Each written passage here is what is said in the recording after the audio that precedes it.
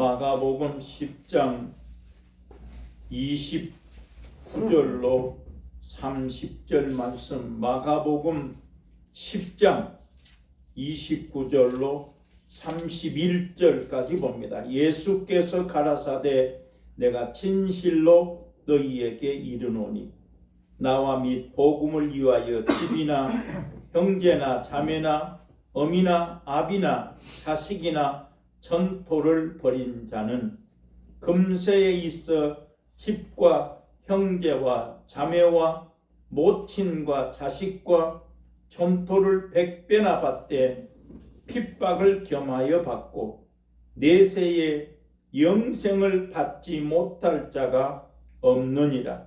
그러나 먼저 된 자로서 나중되고 나중된 자로서 먼저 될 자가 많으니라.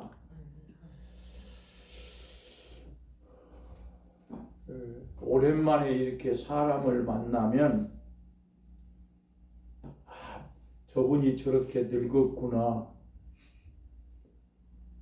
몇십 년 동안 같이 같은 지방에서 목회하면서도 불과 한 달 전에, 두 달 전에 본 사람을 다시 보면 저렇게 늙었네. 마찬가지입니다.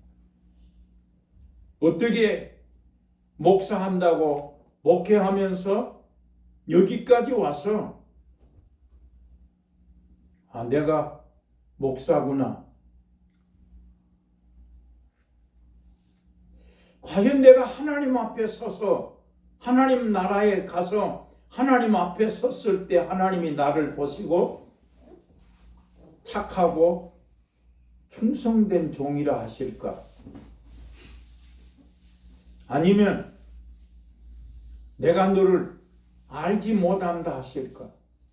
우리는 어떻게 살다 보면 그냥 이 땅의 것. 오늘 여기 본문에서 어떤 사람이 예수님 앞에 나와서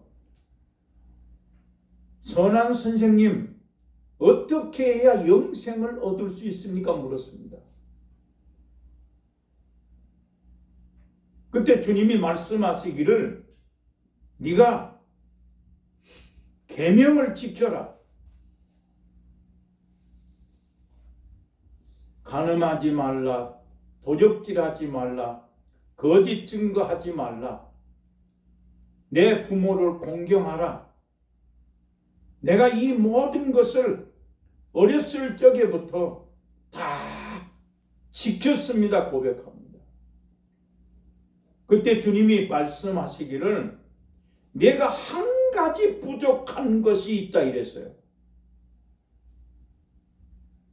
그 청년이 와서 어떻게 해야 영생을 얻을 수 있습니까? 묻는 그 청년에게 너희가 한 가지 부족한 것이 있다. 네 모든 소유, 거기에 성경이 모든 자를 붙였어요. 네 모든 소유를 팔아서 가난한 자들에게 줘라. 그 청년이 성경 마가복음 10장에 그대로 표현하면 슬픈 기색을 하며 근심하며 돌아갔더라. 예수님께서 네 모든 소유를 팔아서 가난한 자들에게 주라고 하는 그 말씀을 듣지 못하고 순종하지 못하고 깨닫지 못하고 슬픈 기색을 띠며 돌아가는 그 어떤 사람, 한 청년에게 주님이 그 뒷모습을 바라보면서 말씀했어요. 약대가 바늘귀로 들어가는 것이 부자가 하나님 나라에 들어가는 것보다 더 쉽다 그랬어요. 그때 베드로가 깜짝 놀라서 그러면 누가 영생을 얻을 수 있습니까? 누가 구원을 얻을 수 있습니까? 물을 때 주님 말씀하시기를 사람은 할 수 없다. 사람은 할 수 없지만 하나님은 다 할 수 있느니라.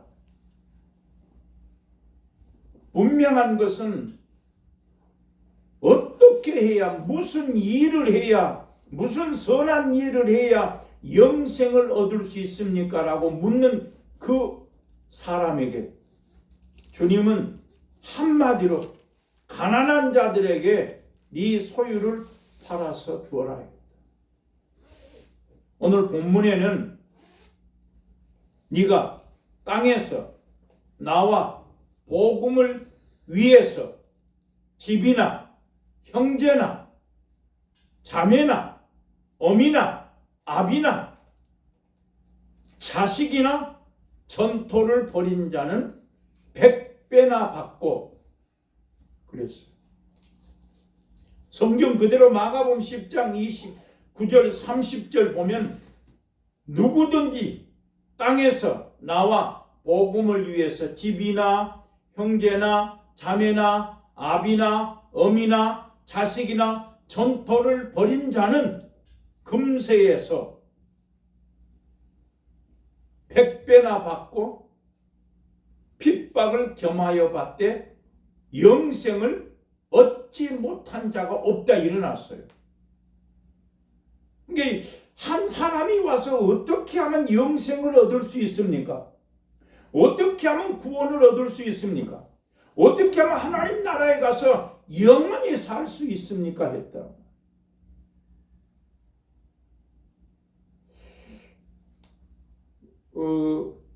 근래에 이렇게 보면은 101살, 100세 넘으신 분들이 많아지고 있어요. 많고 있어요. 그러나 100세가 넘으신 분이 뭔 일을 하겠습니까? 희한해. 사람이 몸이 60이 넘어지니까 사방대가. 제가 이 쇄골이 지금 부러진 지가 2년 전에 지금 3년째가 되고 있으니까 이 왼손을 전혀 사용을 못 하잖아요. 한 2년 동안 3년 동안 이 오른손만 이렇게 썼는데 그렇다고 심한 힘든 일을 한 것도 아닌데 오른손이 아픈 거예요. 잘 때도 아프고.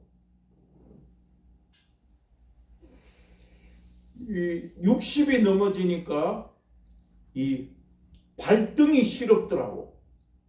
그래서 내가 오 목사님한테 전화해가지고 형님 이렇게 잠잘 때 발등이 시려운데 형님 어떻게 해? 그랬더니 나는 아직 양말을 신고 잔다 그러더라고. 별 수 없어요. 근데 이 60임에도 불구하고 이렇게 몸이 말을 하고 있는데 100세까지 살아서 뭐 하겠냐 이런 거예요. 우리 누이가 나보다 나이가 큰 누이가 한 6살 정도 많겠죠. 지금 70 한 두세 살 됐겠네. 이 동생 노는 게 너무 힘들어 이러더라고. 노는 것도.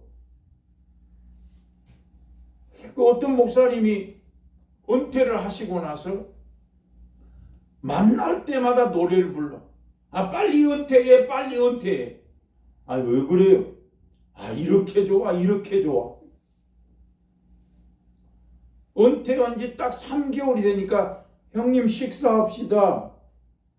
시간이 없대. 어째서 시간이 없어? 아침에 9시부터 12시까지 도서관에 가서 알바하는데 시간이 없다는 거야. 형님 은퇴하면 좋다더니 뭔 소리요? 그랬더니 딱 은퇴하니까 3개월만 좋고 나머지 시간은 뭐라도 해야 된다는 거야. 그래 나도 은퇴를 할까 그러다가 은퇴하면 뭐겠느냐고. 그리고 내가 만약에 은퇴를 하면 그나마 이 설교라도 하니까 이러고 지내고 있는 것이지, 만약에 은퇴를 하고 설교하는 시간이 없다 그러면 안 될 것 같아. 그래서 감사했어요. 내가 일주일 동안 살면서 이 시간에 설교하기 위해서, 내가 그렇다고 교회가 큰 교회도 아닌데 설교를 어떻게 하냐 말이에요. 근데 하나님이 정확하셔. 어느 날 내가 지금 유튜브를 지금 3년째 찍고 있으니까 내 유튜브에 지금 동영상이 한 100개 정도 올라가 있어요. 그때 주님이 그랬거든. 만약에 내가 유튜브를 이 동영상을 촬영하지 않았다면은 또 다른 생각을 할 수도 있어요. 그러나 하나님이, 나를 아시는 하나님이 너 이제부터 동영상을 찍어서 매주 올려라. 그게 지금은 이 동영상을 찍으니까 기도하지 않을 수가 없고 공부하지 않을 수가 없고 하나님께 감사하다. 어차피 이 땅에서는 바울이 말한 것처럼 만약에 우리의 바라는 것이 이 생뿐이면 우리의 믿음도 전파하는 것도 다 헛것이요, 우리가 가장 불쌍한 사람일 것이라. 그러나 바울은 부활을 믿었기 때문에 내가 땅에 그리스도를 위하여 내게 유익한 것을 다 해로 여기고 그리스도를 아는 지식이 가장 고상하기 때문에 내가 땅에서 모든 것을 배설물처럼 여긴다. 내가 잡은 것도 아니요, 내가 잡으려고 뒤에 것은 잊어버리고 앞에 있는 것을 향하여 표대를 향해서 내가 부름의 상을 위하여 쫓아간다. 나는 나이 먹으면 늙어지고 병들 수밖에 없는데 아직도 뭘 바라고 있는가? 내가 주님 앞에 섰을 때 착하고 충성된 종아, 잘했다, 칭찬받아야 되겠다는 그 믿음을 가져야 돼. 오늘 어떤 청년이 어떻게 해야 영생을 얻을 수 있습니까? 물었을 때에 네 모든 소유를 팔아서 가난한 자들에게 주어라. 그러면 네가 살 것이다. 누가복음에서도, 누가복음 10장에서도 어떤 율법사가 와서, 율법을 잘 아는 사람이 와서 선생님, 어떻게 해야 영생을 얻을 수 있습니까? 그때 율법에 무엇이라고 기록되어 있느냐? 그가 대답하기를 마음을 다하고 성품을 다하고 힘을 다하고 생명을 다하여 내 하나님을 사랑하고 내 이웃을 네 몸처럼 사랑해라. 그리하면 네가 살리라 했다. 어떻게 하면 영생을 얻을 수 있습니까? 한 율법을 잘 아는 사람이 와서 어떻게 해야 영생을 얻을 수 있습니까? 물을 때 주님 말씀하시기를 하나님을 사랑하고 이웃을 내 몸과 같이 사랑해라 했다. 그때 그 청년이 말하기를, 율법사가 말하기를 내 이웃이 누굽니까? 예루살렘에서 여리고로 지나가다가 한 사람이 강도를 만났다.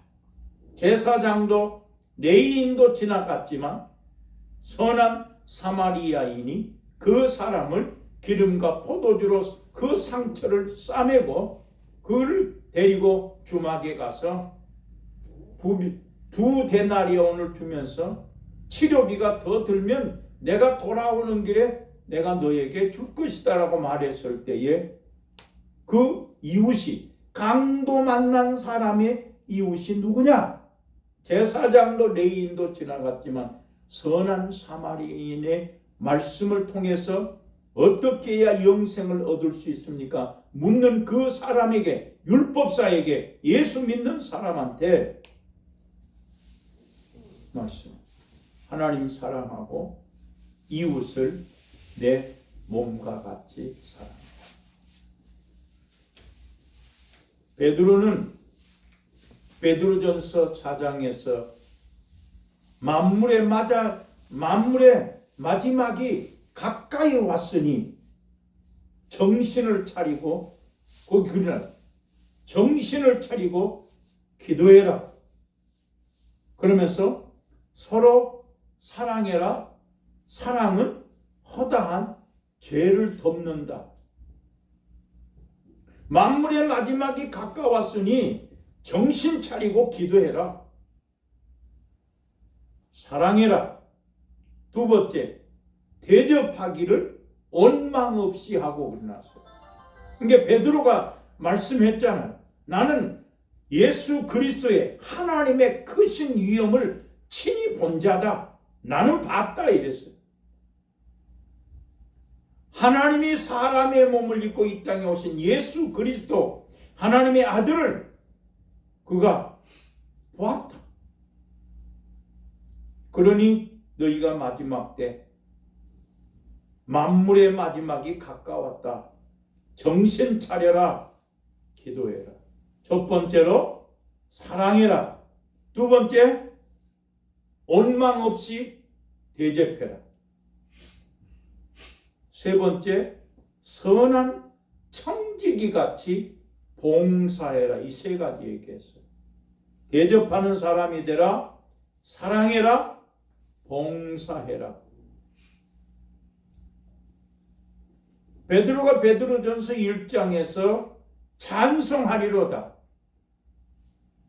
예수 그리스도의 긍휼하심을 따라 죽은 자 가운데서 부활하심으로 말미암아 우리를 거듭나게 하사 산 소망을 주셨으니 이 세상은 썩지 않고 쇠하지 아니하고 더럽지 아니한 영원한 기업을 주셨으니 너희가 땅에서 하나님을 찬송해라.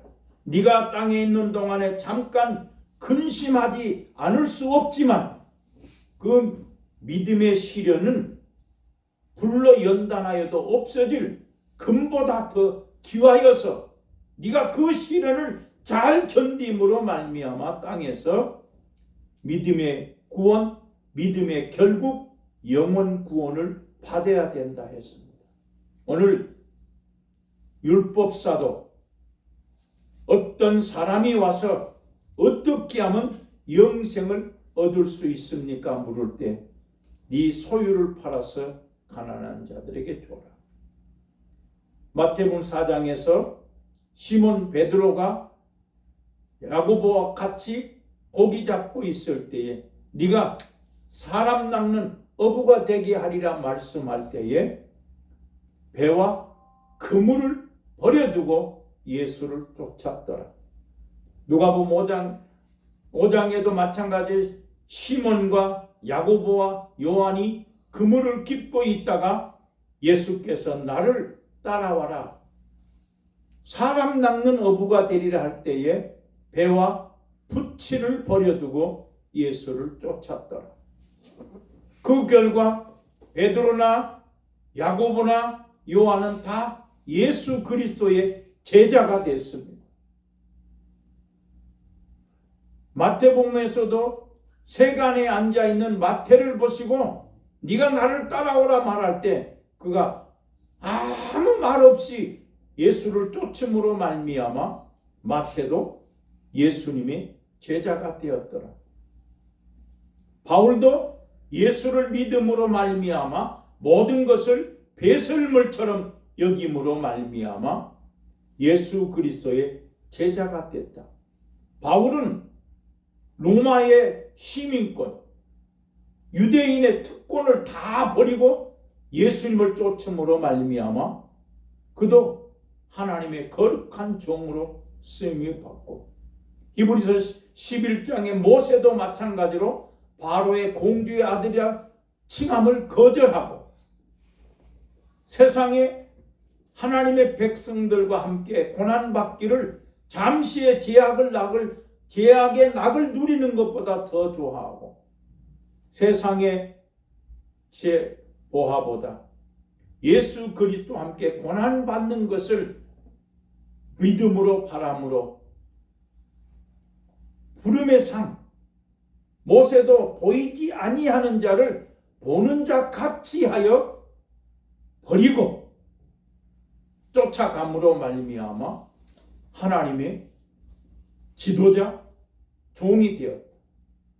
내가 예수 믿음으로 말미암아 오늘 여기 본문에서 나와 복음을 위해서 형제나 집이나 형제나 자매나 아비나 어미나 자식이나 전토를 벌인 자는 이 금세에서 100배나 받되 핍박을 겸하여 받고 영생을 얻지 못할 자가 없다고 하는 것을 기억해서, 물론 누가복음 14장에서도 예수님의 제자가 되려면 집이나 형제나 부모나 자식이나 처자를 미워하고 누구든지 자기 십자가를 지고 쫓지 않는 자도 내 제자가 될 수 없고, 마지막에 자기 소유를 버리지 아니하면 내 제자가 될 수 없다 했습니다.